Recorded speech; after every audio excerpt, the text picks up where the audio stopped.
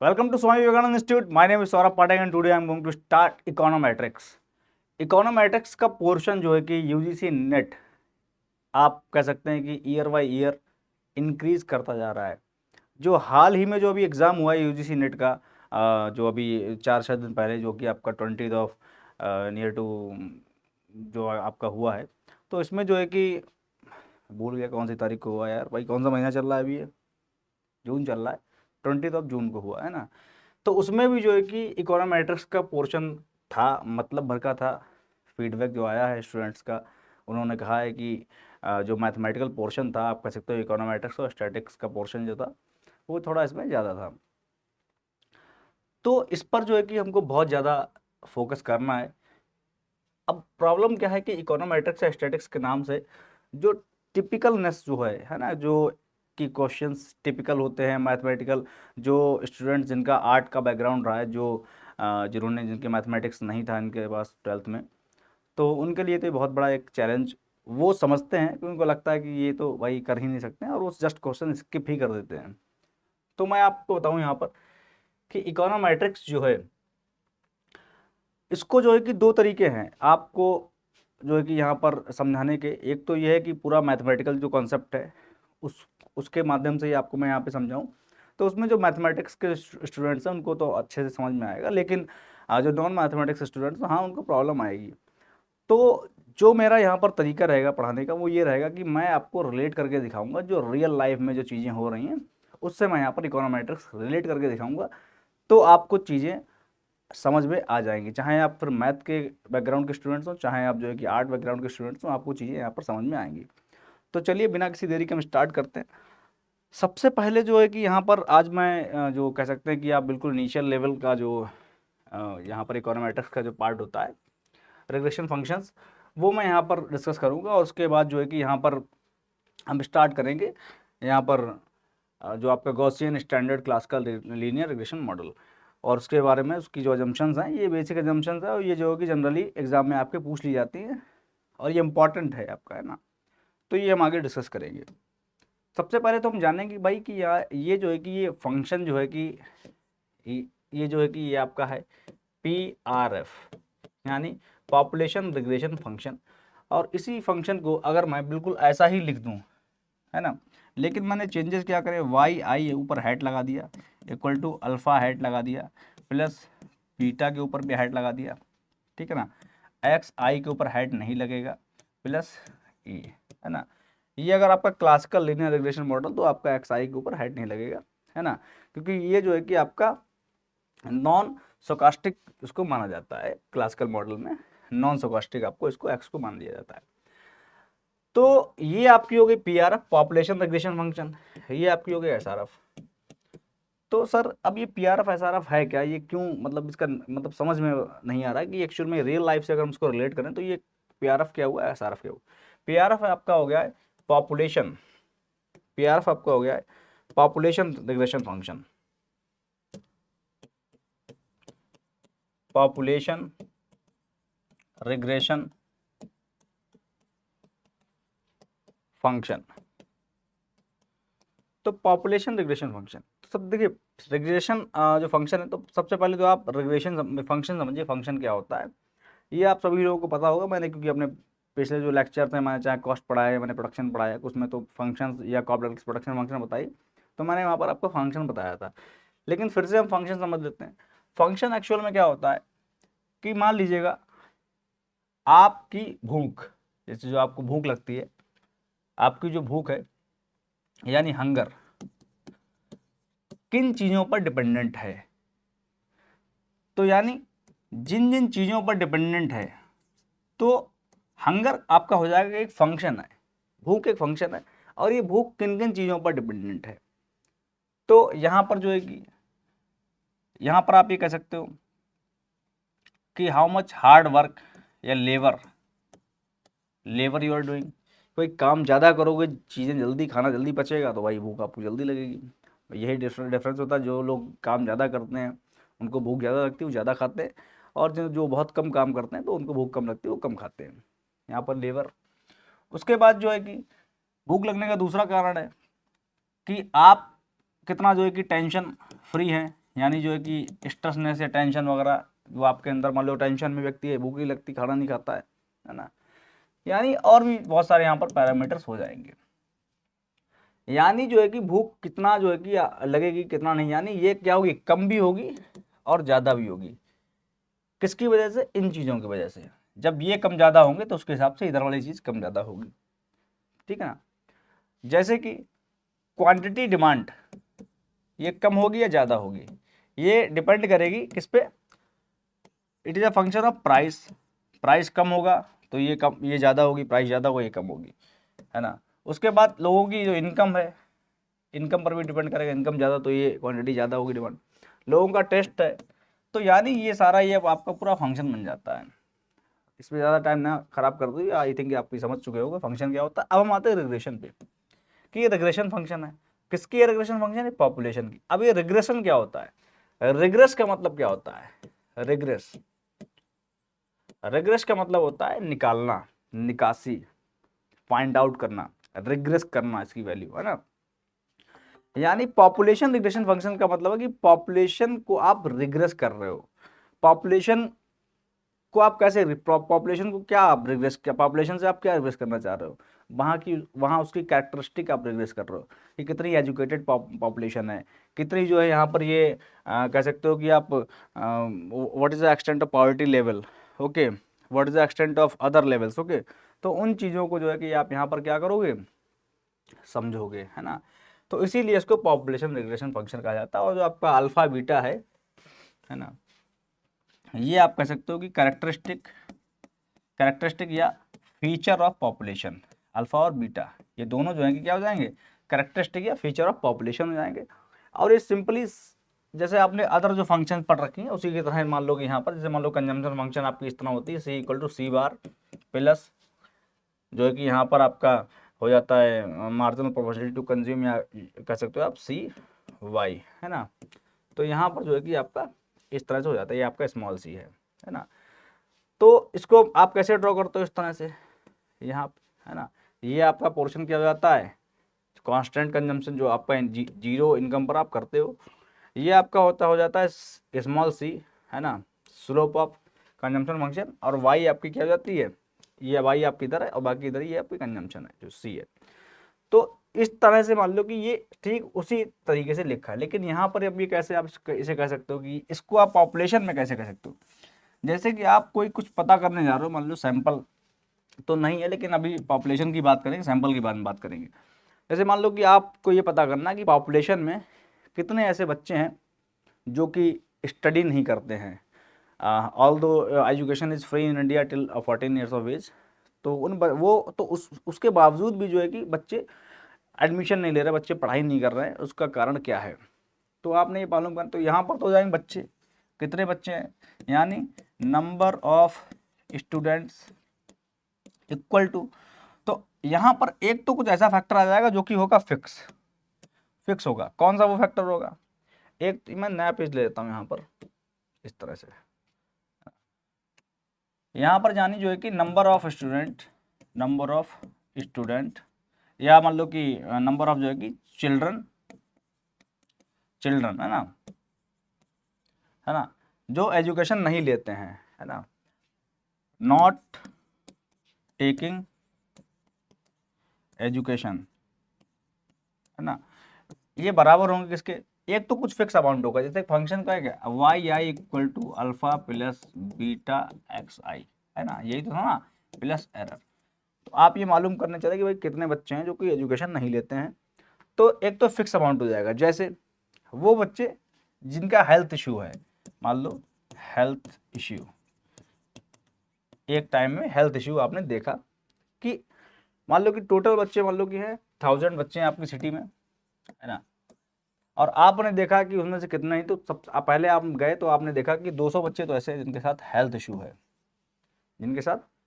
Issue है, मतलब अगर हेल्थ ही खराब सही नहीं है तो फिर वो स्कूल जाने का कोई मतलब नहीं बनता है, तो वो तो नहीं जाएंगे, कांस्टेंट हो गया है, हेल्थ इशू हो गया। उसके साथ यार ये क्या हो गया आपका अल्फा, और ये क्या हो गया कैरेक्टरिस्टिक ऑफ पॉपुलेशन की हेल्थ की इशू है, हेल्थ की दिक्कत है ना, ये इतनी पॉपुलेशन में इतना तो हेल्थ खराब है, ये आपने फीचर पॉपुलेशन का पता कर लिया, कैरेक्टरिस्टिक, है ना। उसके बाद जो है कि यहाँ पर आ जाएगा चाइल्ड लेबर, कुछ की चाइल्ड लेबर यानी आपने पता कर लिया कि भाई 10 में से एक बच्चा तो यानी या 2 बच्चे तो चाइल्ड लेबर है भाई, 2 बच्चे तो चाइल्ड लेबर है। तो यहाँ पर इसीलिए जो है कि यहाँ पर ये एक्स हो जाएगा।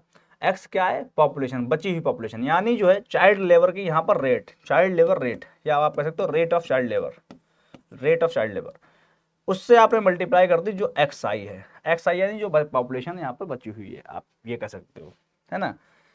तो अब देखो कितने बच्चे निकल आएंगे। मान लो कि अभी जो है कि ये 2/10 है, तो कितने बच्चे हो जाएंगे, यानी 200 तो हो ही गए ये वाले, प्लस चाइल्ड लेबर मान लो 2/10 है कि 10 में से 2, अब मल्टीप्लाई कर दो उनकी बचे हुए 800 बच्चों से, तो ये कितना हो जाएगा भाई, 200 बच्चे ये हो गए, प्लस प्लस आपका हो जाएगा कितना ये 160। लेकिन यहाँ पर और प्लस माइनस कर दिया जाएगा, या प्लस कर दिया जाएगा या प्लस माइनस, ऐसे एरर हमेशा प्लस माइनस में लिखा जाता है इस तरह से। क्या कर दिया जाएगा प्लस माइनस, कि हो सकता है कोई मेरी काउंटिंग में फॉल्ट हो या कुछ जो है कि काउंटिंग में या कुछ एरर मैंने कर दिया हो, तो इसीलिए ये एरर वाली टर्म आती है ना, ई आई, है ना, एरर वाली टर्म आती है।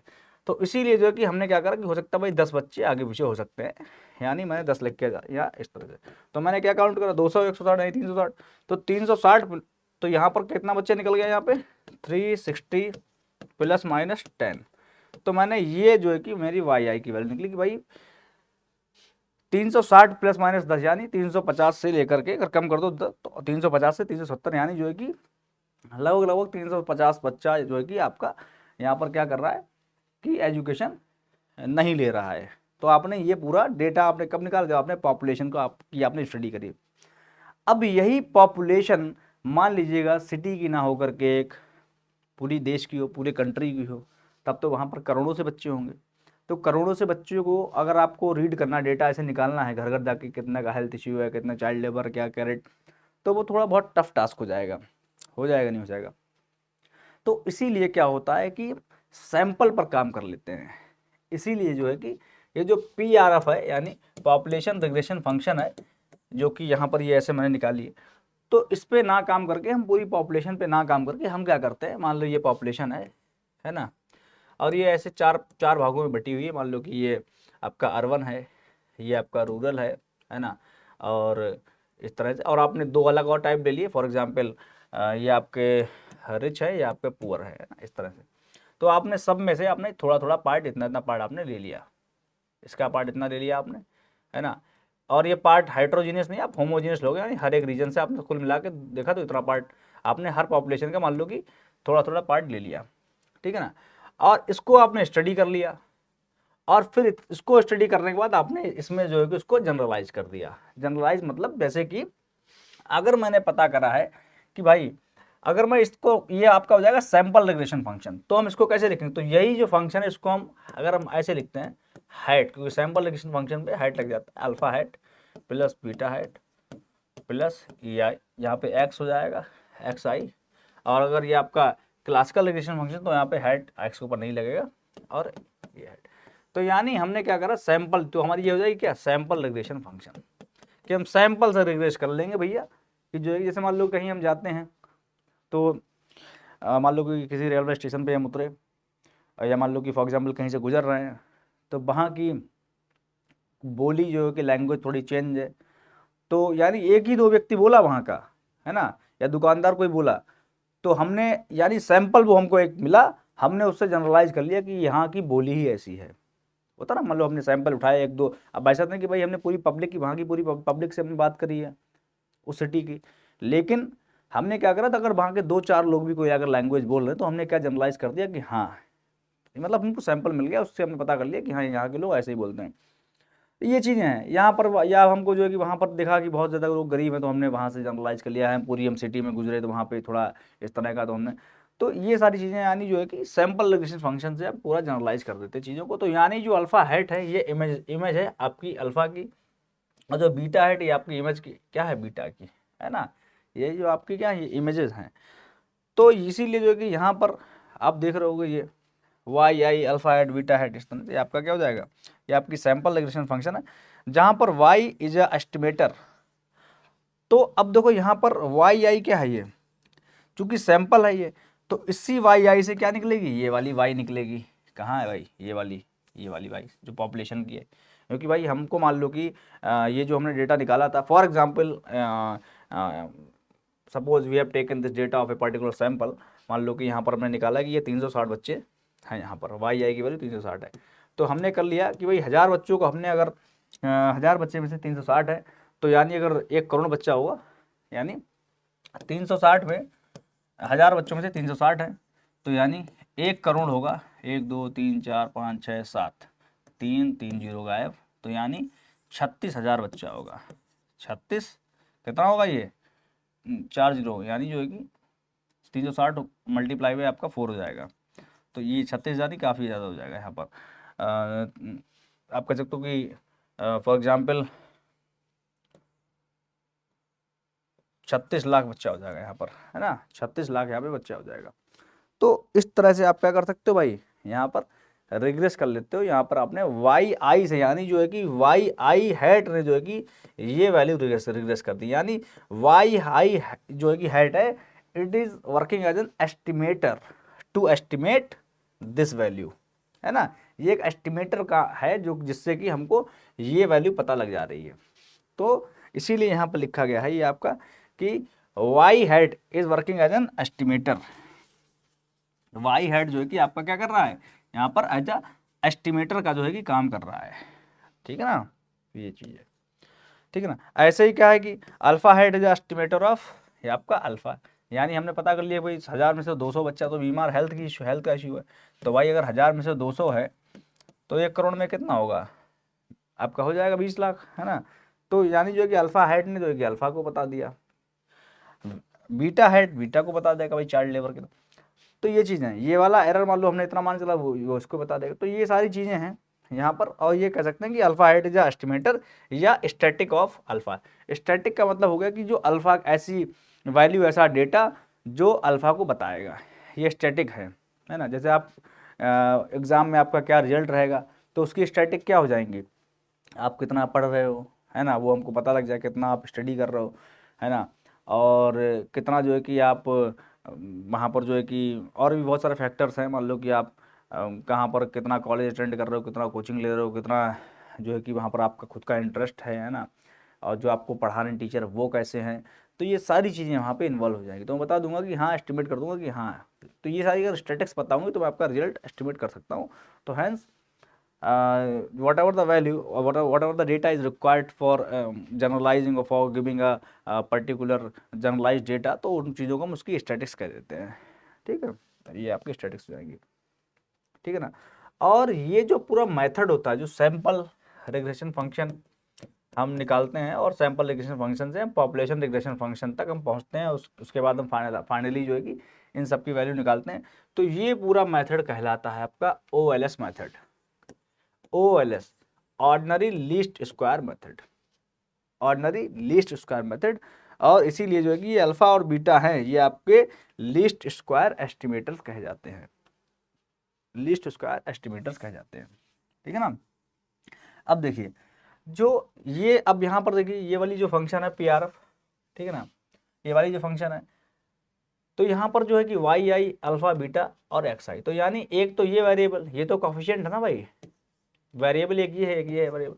तो ये आप अगर मैथमेटिक्स स्टूडेंट हो या आप आर्ट्स के भी, तो मैथमेटिक्स आपने 10th तक पढ़ी होगी, इतना तो आपको पता ही होगा कि भाई ये वेरिएबल है। और चूंकि ये वेरिएबल क्या है, इस पर डिपेंडेंट है। मैंने कहा ना कि भाई अगर इधर क्वांटिटी है तो इधर प्राइस आएगा, प्राइस बढ़ेगा घटेगा तो तभी तो क्वांटिटी घटेगी बढ़ेगी, है ना। तो यानी ये इसको क्या कर रहा है, एस्टिमेट कर रहा है। तो ये हो गया आपका एस्टिमेटर, ये हो गया क्या आपका एस्टिमेट। तो देखिए यहाँ पर ये भी लिखा होगा आपको, है ना, यहाँ पर जो है कि अच्छा एस्टिमेट यहाँ पर सपोज नहीं लिखा, तो यहाँ पे आप कह सकते हो कि ये आपका एस्टिमेटर ये हो जाएगा, वो उसको एस्टिमेट करेगा, ठीक है ना। तो यहाँ पर ये शायद बता रखा है एक्स, यहाँ पर जो है कि वाई इज एस्टिमेटर, है ना। अच्छा ये तो जो है कि आपका सैंपल से जो है कि इसने इसको एस्टिमेट करा, लेकिन जो है कि यहाँ पर आप कह सकते हो कि ये भी जो है कि इसको एस्टिमेट करेगा। तो अब यहाँ पे वाई को क्या करो कहोगे आप, ये आपका हो जाएगा डिपेंडेंट, क्योंकि ये इसके ऊपर डिपेंडेंट है ना। तो ये आपका क्या हो जाएगा, डिपेंडेंट। और ये हो जाएगा आपका इंडिपेंडेंट, क्योंकि ये इंडिपेंडेंट है, ये जो है कि ऐसा नहीं है कि जो है कि वाई पर डिपेंड कर रहा है, ये अपने आप में अगर चेंज हो जाएगा तो वाई डिपेंड इस पे है, तो ये वाई बढ़ जाएगी घट जाएगी, है ना। तो ये चीज़ है।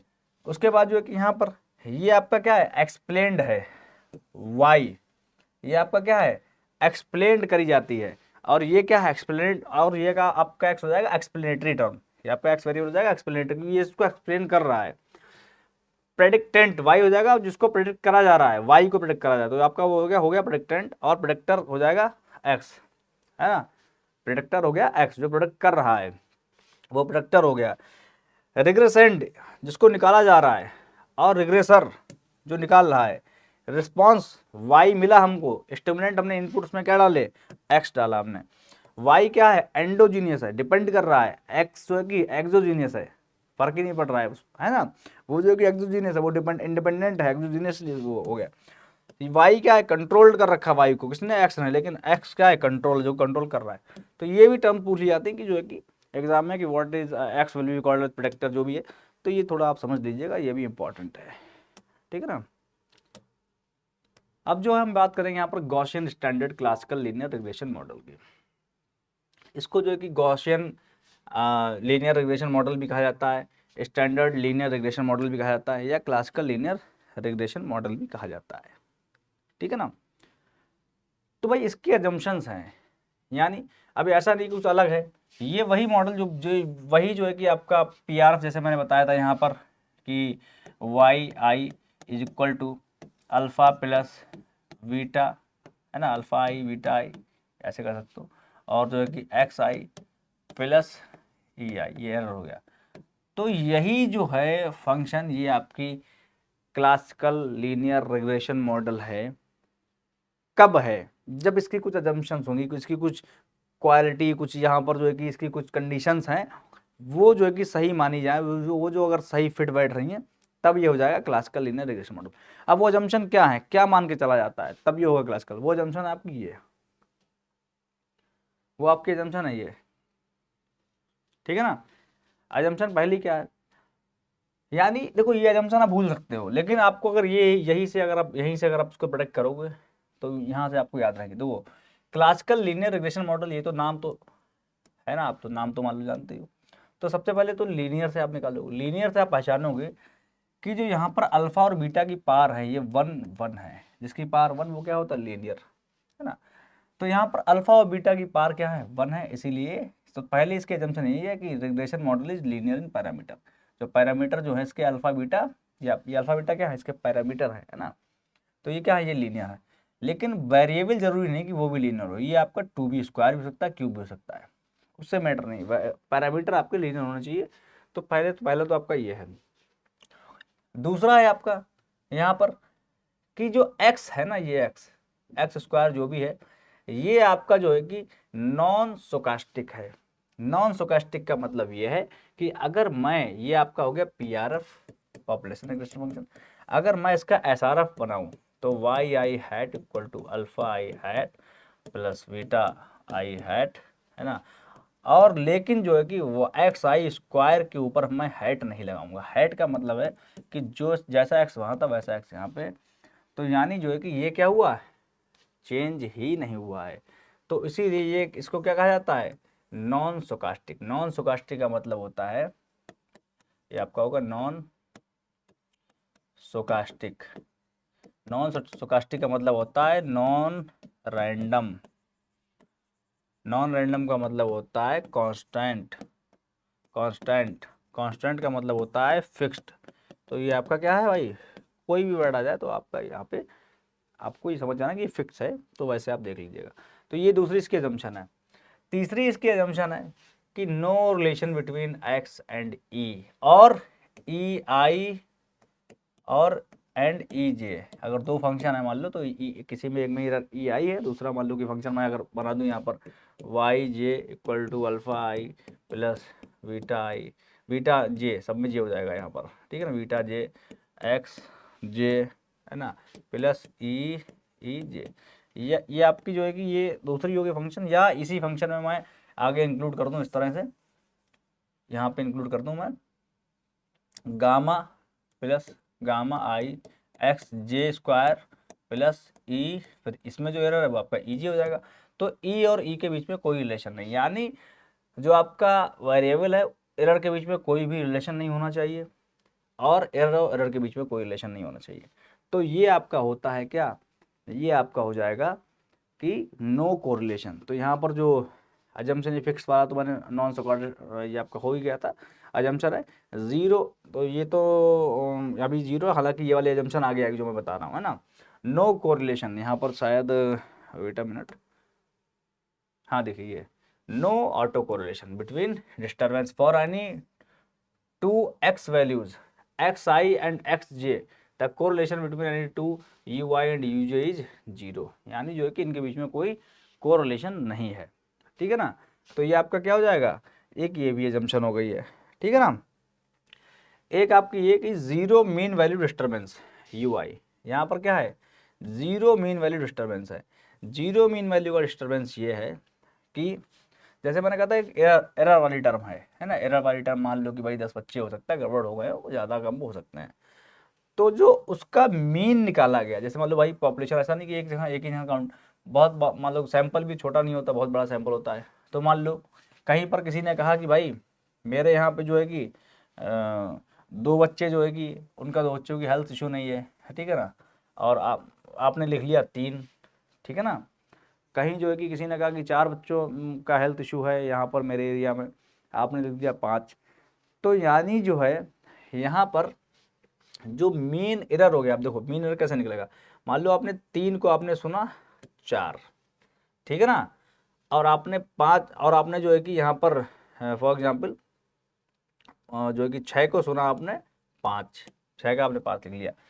तो देखो ना यहाँ पर आपने क्या करा, +1 कर दिया, यहाँ पर आपने -1 कर दिया, तो यानी एरर होगा 0। तो यही मान लिया जाता है, ये ऐसा होता नहीं है लेकिन फिर भी मान लिया जाता है। अगर एरर आप 0 मान गए, यानी जो मीन एरर है, मीन एरर का मतलब है कि जो भी एरर हुआ है उसको आपने उसको सबको जोड़ दो, ठीक है ना। तो वो अगर 0 होता है ना, तो यानी मीन एरर आपका क्या हो जाएगा, 0 हो जाएगा, ठीक है ना। तो वो जो है आपका वहाँ पे क्या हो जाएगा, ये आपका अजम्पशन है, तो वो आपका जो है कि क्लासिकल लीनियर रिग्रेशन मॉडल के अंतर्गत आ जाएगा, ठीक है ना। तो यानी ये वाला, यानी जो है कि zero mean value of disturbance given the value of X, the mean और expected value of random disturbance term U I is zero.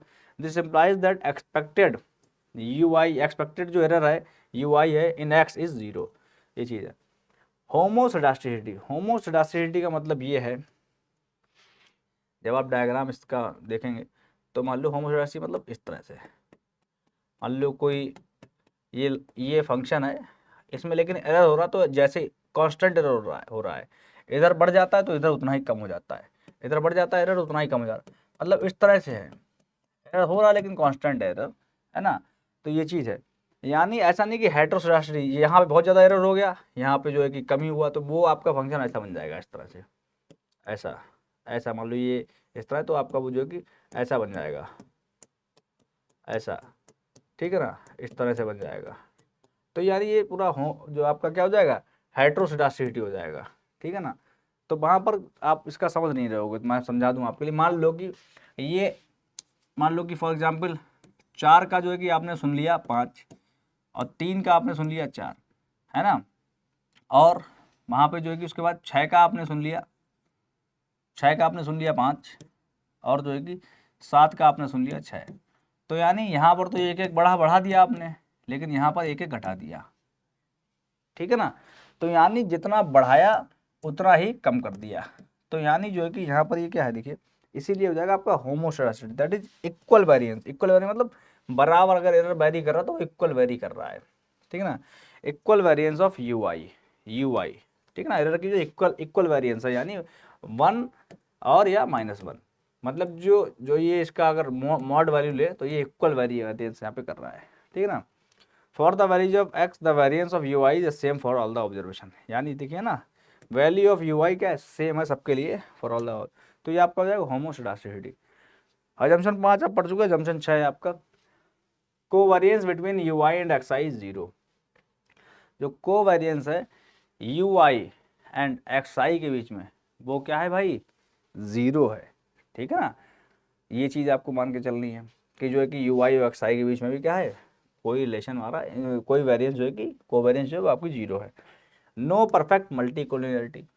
Multi collinearity का क्या मतलब हुआ है ना, जो एक्स आई और जो है कि एक्स जे के बीच में कोई रिलेशन हो और उसके बाद एक्स आई जे के बीच में कोई रिलेशन है यहाँ से, यानी इसके साथ भी रिलेशन है, इसके साथ भी रिलेशन है, उसके बाद कोई और है उसके साथ भी रिलेशन है, तो ये आपका क्या हो जाएगा, multi collinearity.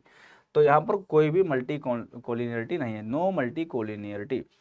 No specification wise, उसके बाद कोई एरर नहीं है, यानी कोई भी गलती नहीं हुई है, कोई स्पेसिफिकेशन वाइज यहाँ पे नहीं है।